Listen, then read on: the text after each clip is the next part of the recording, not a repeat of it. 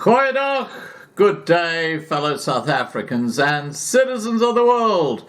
Now, I just want to say to the YouTube thought police, yes, I know this is a controversial subject, but I just want to point out to you guys that the two videos I have attached here are from RT, Russia Today, and from Channel 9, Australia. And both these videos do appear on YouTube already. So before you take down this video for a community strike, I'm going to be very, very careful what I say, so I don't engage the wrath of fat-fingered YouTube moderators. All I'm going to say here is that we have two conflicting perspectives on the vaccine AstraZeneca. Despite this fact, you will see a very short clip coming up now, which is actually part of the second video clip, large video clip, at the end of this video. And listen carefully to what the female reporter says to the male reporter who has just had the AstraZeneca jab. So it's a long haul with this battle to come. And just get vaccinated. Again, the message. Well, Gary, has your local... I'm going to let people who watch this video join the dots. I'm going to play first of all what RT, or Russia Today, just released today about AstraZeneca and how there are now calls for it to actually be taken off the ability for it to be put into people's arms. Let's listen to that.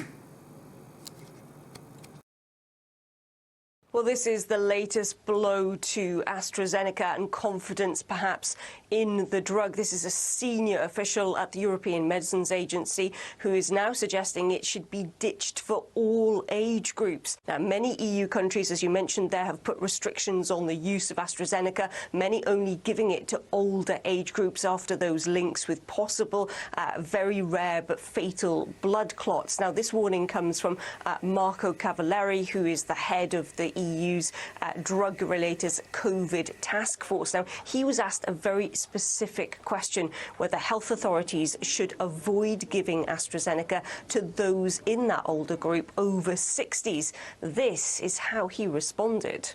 Yes, and many countries, such as France and Germany, are considering it in the light of greater availability of mRNA vaccines. Now, just to point out, the EMA's official position remains the same when it comes to administering AstraZeneca, that it is safe and effective in the fight against COVID-19. However, those links to those rare but fatal blood clots have seen a huge problem in the confidence of many people in that jab. People across Europe saying, look, we're not going to take it. Other countries, of course, putting those restrictions in place.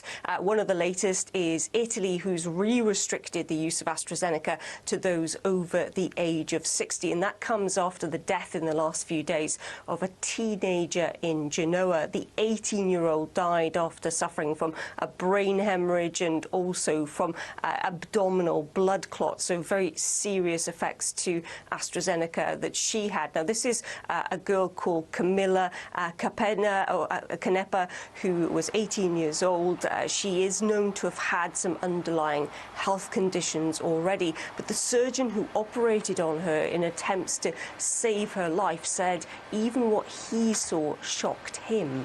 I had never seen a brain reduced in those conditions by a thrombosis so extensive and so severe. All the venous sinuses were obstructed by thrombi, a scenario I had never seen in my many years in this profession. From the picture I saw of that girl's head, it is clear we are facing something not normal. Now, the EMA is consistently re-reviewing AstraZeneca, updating its advice on possible side effects. In the last week, it's identified yet another side effect. This is a very rare blood condition that's called capillary leak syndrome. And basically what that means is the tiny capillaries, the blood vessels in our bodies, would leak out fluid, which could cause swelling in limbs such as the arms and legs, and also can cause a thickening of the blood. So that is now a new side effect that has to be listed side on the AstraZeneca jab when that's being administered. All of this comes, of course, as the European Union and the AstraZeneca makers have been battling out in the courts over allegations that AstraZeneca breached its contract by failing to supply the number of doses that it should have to the EU. AstraZeneca says the problems were caused by manufacturing, so there's nothing that they could do. But the EU is calling for millions of euros in compensation for this, and the verdict is due on that now in the next few weeks. The latest, though, concerns about AstraZeneca, about the idea that it shouldn't be administered, that other drugs should be used instead, though, are only likely to cement this view from many across the continent that AstraZeneca is no longer trustworthy. Okay, now that's a major RT television station that are reporting on the dangers of AstraZeneca.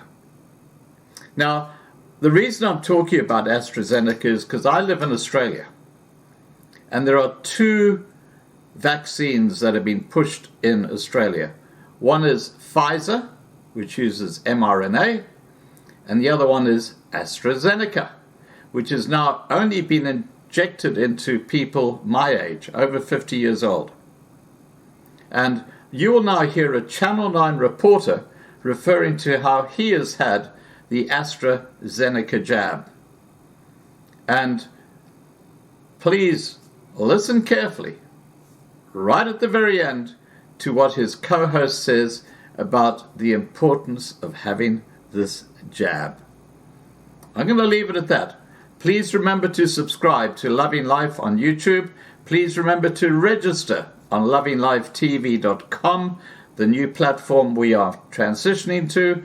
Please like this video, please share this video, and above all, please stay safe. Bye for now. Concerning news from the UK shows the COVID-19 crisis is far from over. The rapid spread of the deadly Delta variant there is forcing lockdown restrictions to continue. So will vaccines protect us, including the upcoming Novavax? We have the answers from a leading scientist.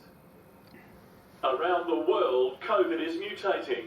And like many scientists, Dr. Lara Herrero from Griffith University on the Gold Coast is keeping a close watch.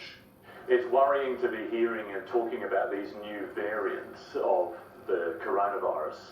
How concerned should we be? We are not out of danger in Queensland, not by a long shot. The World Health Organization now listing a number of variants of concern, some already escaping into the community here from hotel quarantine. Queensland health figures released to 9 News show in the past 3 months, cases picked up in quarantine include 69 people with the UK strain, 15 with the South African variant, and 16 with the highly infectious Indian Delta variant, tipped to become the dominant variant worldwide. The Indian Kappa variant that caused Melbourne's lockdown is one of interest. There are variants of interest and variants of concern. Can you talk a little bit about what that difference actually means? The definition of a variant of concern is one that is suspected to either have a greater ability to be transmitted or a greater ability to cause more severe disease. The variants of interest are those that might have the capacity to move into that variant of concern category. At the moment then, primarily we have AstraZeneca and Pfizer in our defence. How do we know how effective they are against these new variants? Recent data out of the UK has said that both of these vaccines, both Pfizer and AstraZeneca, are over 90% efficacious in preventing hospital admissions. And at the end of the day, that's what we want. That level of protection includes the Delta strain, but only after 2 doses. It's too early to tell how long protection lasts. I've had my first AstraZeneca jab, which gave me around 30% protection from around 3 weeks. What about Novavax? Do we know much about that in terms of tackling these new variants? And so far it's very promising data. So we've got, again, very good rates against the variants that it has been tested for. Dr. Herrero says the race now is to stop more variants through mass vaccination with current vaccines and modified future ones. So you put pressure on a virus, it'll change, they adapt, and as long as they're still circulating, they will mutate and we will have more variants. and that's just the way viruses work. So it's a long haul with this stuff to come. And just get vaccinated. Again, the message. Well, Gary has your location.